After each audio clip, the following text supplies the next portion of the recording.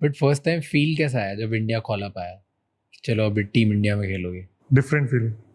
कब हुआ? Explain me that feeling, कब हुआ? फर्स्ट टाइम कॉल कैसे आया? कॉल आया कि क्या, लाइक व्हाट्स द प्रोसेस? आपके साथ हुआ क्या? पता हाँ, कैसे चला कि अब मैं इंडिया खेलूँ?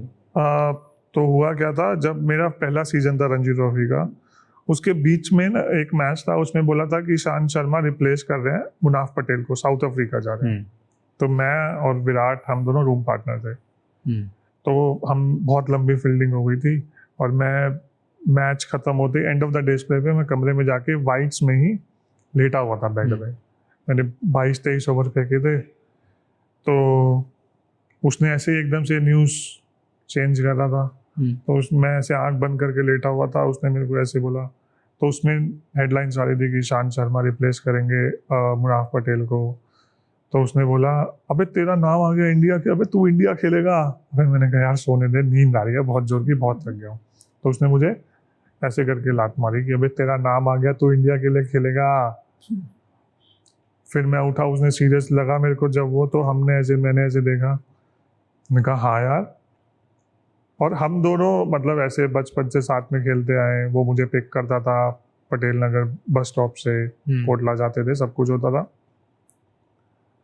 अगर आप ये चीज़ उससे भी पूछोगे तो उसको भी ऐसे कि कभी समझ में ही नहीं आया या रियलाइज ही नहीं हुआ कि हम इंडिया के लिए भी खेल सकते थे। जिस बैकग्राउंड से हम आए थे, जिस लोअर मिडिल क्लास फैमिली से हम आए थे, जहाँ पे हम रहते थे, जैसे आई वोंट से कि भाई स्ट्रगल है, मैं ये बोलूँगा कि आई लव इट, कि मतलब वो जो ग्राइंड था ना, मेरे को बहुत मजा आया। तो कभी था ही नहीं, इतना आइडिया नहीं था कि इतनी जल्दी इंडिया के लिए खेल लोगे, और क्या फीलिंग वो? मतलब जब फिर उसके बाद में ऐसे ऐसे हुआ, मैं नहीं गया। कुछ हुआ था तो पता नहीं, उसमें पहले मीडिया में आया, फिर उसके बाद में मीडिया आई, इंटरव्यू हुआ, सब कुछ हुआ। फिर हमारा मैच चल रहा था रणजी ट्रॉफी का, फिर सडनली हुआ कि ये नहीं जा रहे, पता नहीं क्या हुआ था। फिर उसमें नीचे चल रहा था कि यंगस्टर का मनोबल तोड़ा, ये तोड़ा, वो तोड़ा। हम दोनों हंस रहे थे, हम दोनों को कोई फर्क नहीं पड़ता, हम एक्चुअली बहुत देसी। क्यों नहीं फर्क पड़ रहा था? क्या फर्क पड़ेगा, हमको खेलना है ना, हमारा काम क्या है, एंड ऑफ द डे खेलना। यहाँ खेल लेंगे, यहाँ खेल लेंगे। बट तो भी यार टीम इंडिया के लिए खेलना है। सब पता ही नहीं था।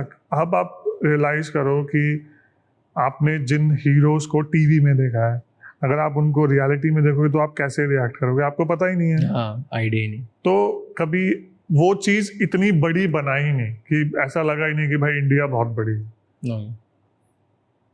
क्रिकेट बड़ा, क्रिकेट खेलेंगे, क्रिकेट खेलनी है, बॉलिंग करनी है, मजा आना चाहिए, मजा के लिए खेल रहा था। तो बिल्कुल जैसे जो न्यूज में लिख रहे थे, मनोबल टूटा नहीं? कुछ भी नहीं हुआ था, हम तो हंसी मजाक कर रहे थे। हम एंड ऑफ द डिस्प्ले हुआ, अगले दिन हम मैच हार गए थे, वो वाला रणजी ट्रॉफी का। हम गए सौराष्ट्र में, राजकोट में खेलते थे हम। वहाँ पे हम दोनों ने कुछ एग रोल या कुछ ऐसे खा पी के, चाय वाय पी, कमरे में जाके सो गए। बट इस उम्मीद से सोए कि हो जाएगा आज, नहीं तो कभी ना कभी हो जाएगा, कि फर्क ही नहीं पड़ता इससे? कोई फर्क नहीं पड़ता। पर ऐसे कौन ऐसा प्लेयर है जो पिच पे आता है और आपको लगता है कि यार ये गैंगस्टर वाइब है, मतलब अब ये आ गया है? तो जब मैंने खेलना स्टार्ट किया तब तो सारे ही ऐसे लगते थे, क्योंकि उस टाइम पे तो सारे के सारे लेजेंड थे।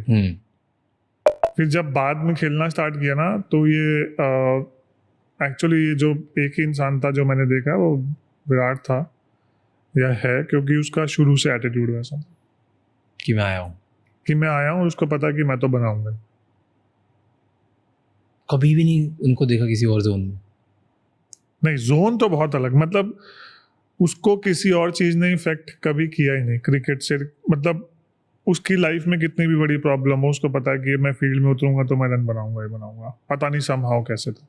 मैं बाहर की आवाज बाहर छोड़ के आया था, and always like that, always, never कोई मतलब अगर वो रात को 2 बजे भी वापस आया, 3 बजे भी वापस आया, और ओवरनाइट बैटिंग भी कर रहा है, अगले दिन जाके बैटिंग करके 200। What brought this change in him? क्योंकि वो तो थे दिल्ली के राउडी, एकदम मस्ती वाले, वहाँ से नाउ टुडे आज हम जो विराट कोहली देखते हैं, वो extreme disciplined Virat Kohli.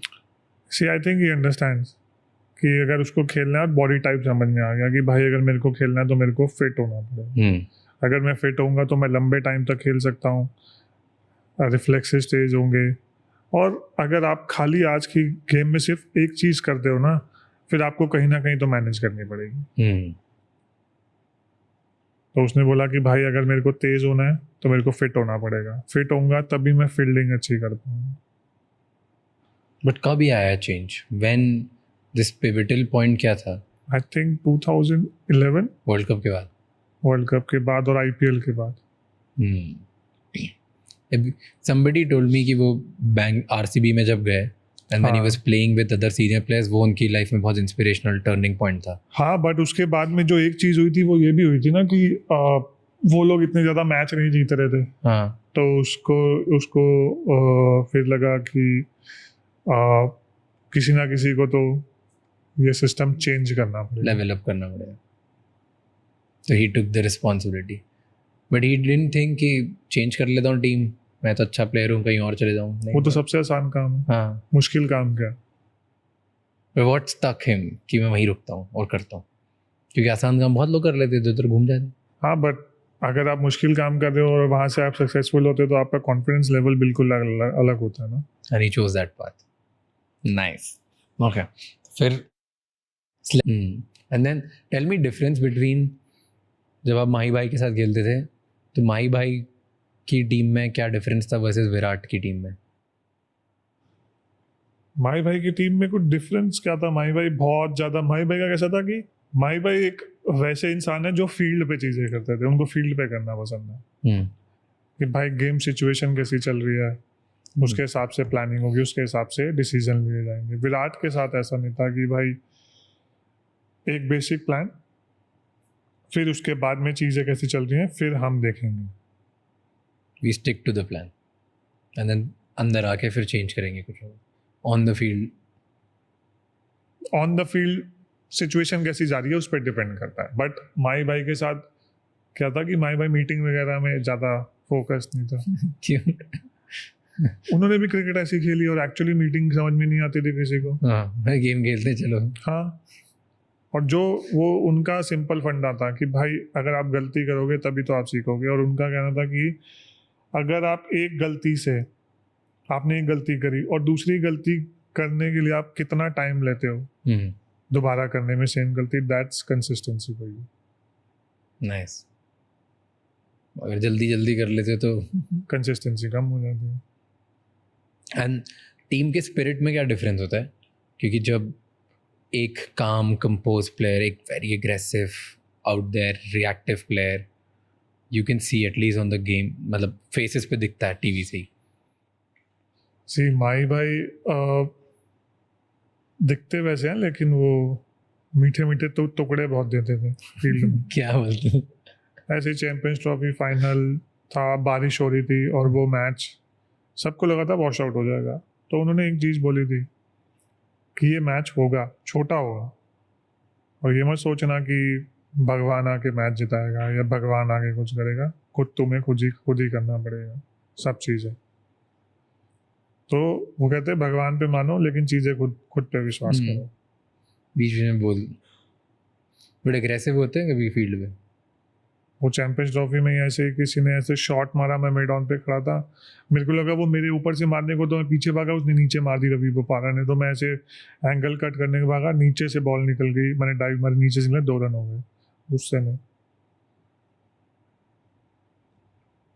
Change बस इतना काफ़ी होता है। हाँ, और माही भाई का क्या है कि हर किसी ने माही भाई को कैसे देखा है, एक बड़े भाई की तरह।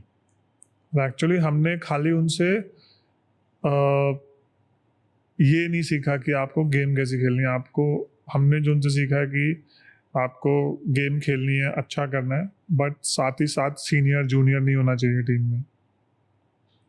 लाइफ कैसी जीनी चाहिए, किसी दूसरे के साथ अगर आप इंटरेक्ट कर रहे हो तो कैसे बात करनी चाहिए, तो बहुत सारे लाइफ स्किल्स आप माही भाई से सीखते हो। एंड विद विराट तो यार बचपन का दोस्त है, तो उसके साथ क्या होता था? एग्रेसिव, बस कि भाई फोड़ेंगे बस। हाँ, मतलब उसने, मतलब बाद में वो भी हो गया था कि भाई कैसे चीज़ें चलनी चाहिए, तो उसका सिंपल फंडा था कि हमको अगर बाहर जीतना है तो हमें 5 बॉलर खिलाने हैं। तो हम फिर एक्स्ट्रा एक बैट्समैन कम करके, जो उसने रिस्पॉन्सिबिलिटी ली कि भाई मेरे को रुकना पड़ेगा क्रीज पे, तभी हम एक बैट्समैन कम करके 5 बॉलर। बॉलर खिला सकते हैं। तो मैं रिस्पॉन्सिबिलिटी लेता हूँ एक्स्ट्रा खेलने की। और यही बात उसने बैटिंग मीटिंग में बोलता था, और वही तो कह रहा था क्योंकि अगर आप 20 विकेट लोगे, आपने 200 रन बनाए, 250 रन बनाए, आपके 4 बॉलर हैं जिसमें से 3 फास्ट बॉलर हैं, जिसमें से अगर बाई चांस किसी को कुछ हो गया तो you don't have extra question. So that's how Virat used to do. और उसके में क्या था कि अगर आपका कोई बॉलर थक गया तो उसको जाके बोल दो कि भाई अभी मैं ब्रेक ले रहा हूँ, दोबारा डाल दूंगा। बट टीम स्पिरिट में डिफरेंस आया था कि नहीं? एग्रेसिव जैसी थी वैसी थी कि विराट के बाद थोड़ा और ज़्यादा हो गए, फिटनेस पे ज़्यादा ध्यान देने लग गए? What were the changes? यार मेरे को तो इतना समझ में नहीं आया था, क्योंकि मेरे तो बॉल डालनी है। हाँ मेरे को इतनी सारी चीज़ें कभी मैंने नोटिस भी नहीं करी। माई भाई बोलते थे भाई बॉलिंग करनी है, हाँ करनी है, बस खत्म। विराट बोलता था कि भाई ये चीज़ें ऐसे ऐसे करेंगे, ये है, वैसे है, वो है, वो है। तो हम आपस में डिस्कस बहुत सारी चीज़ें करते थे, बट कभी भी हमने कुछ किसी बैट्समैन को लेके 1-on-1 प्लानिंग नहीं करी। जैसे हम ऑस्ट्रेलिया में पहली बार जीते, तो जो हमारा वीडियो एनालिसिस था उससे मैंने पहली बार पूछा कि भाई यहाँ पे सबसे अच्छा किसने किया, कौन सी टीम ने किया? तो उसने बोला साउथ अफ्रीका सबसे ज़्यादा सक्सेसफुल रही है ऑस्ट्रेलिया में। क्यों रही है? क्योंकि उन्होंने नंबर ऑफ मेड इन सबसे ज़्यादा डाले। तो मेड इन ओवर पे फोकस करो। तो मेड इन ओवर पे फोकस करो, तो भाई आप कितने मेड इन डाल सकते हो? जो अगर आपने नंबर ऑफ मेड इन इतने ओवर से इतने ओवर तक डाले हैं और पूरी सीरीज में, तो ऑस्ट्रेलिया ने स्ट्रगल किया। And then you implemented that strategy. हाँ, बट मेड इन डालने का मतलब ये नहीं है कि आप बाहर बॉलिंग करो। मेड इन डालने का मतलब है आप अच्छे एरियाज में कंसिस्टेंटली एग्रेशन के साथ डालते रहो, डालते रहो, डालते रहो, डालते रहो, डालते रहो, and then one surprising different delivery. ऐसे ऐसे करके आपको चीज़ें करनी पड़ेंगी। And what is more successful?